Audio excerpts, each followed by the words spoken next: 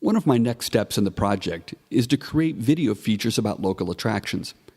It's not that there aren't already websites with brief descriptions and links to web pages of stuff to do around town, but I'd like to produce video features with a higher entertainment value and use the website of the Fort Worth Portrait Project to pull all of these features together into one place.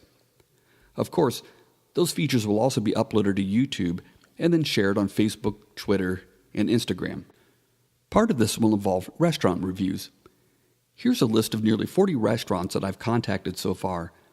I've heard back from the ones in yellow, but that was only a few hours ago.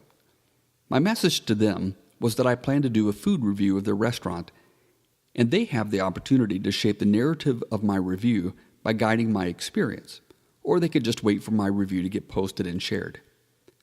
Although I could classify myself as a foodie light, I'm not looking to do a 3-star Michelin review of Rodeo Goat.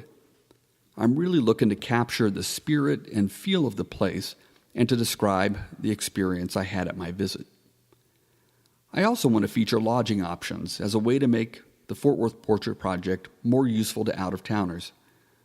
I'm not inclined to go out of my way to feature the typical hotel chain with its long, soulless hallways and all of the stale amenities travelers are bored with seeing, but I would make exceptions if I can feature good people who also happen to be staff. At the moment, that leaves me with reaching out to an eclectic mix of bed and breakfast locations. Generally speaking, going to a bed and breakfast is about as terrifying as getting trapped in my grandma's closet for the day. Not my cup of tea. But uniqueness?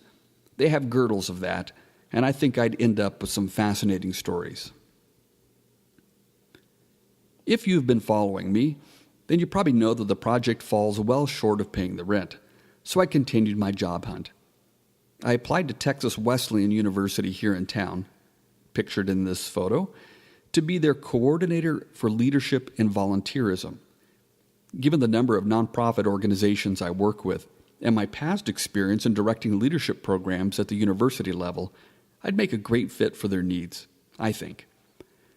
I also applied for a part-time factory position and to be a sales clerk at a gas station, which didn't make my mom too happy. What I really would love to do is to make enough money to pay the rent between now and landing my job by booking photo shoots or selling prints of my photography. So I'll be reaching out to my email list today with some mutually beneficial options.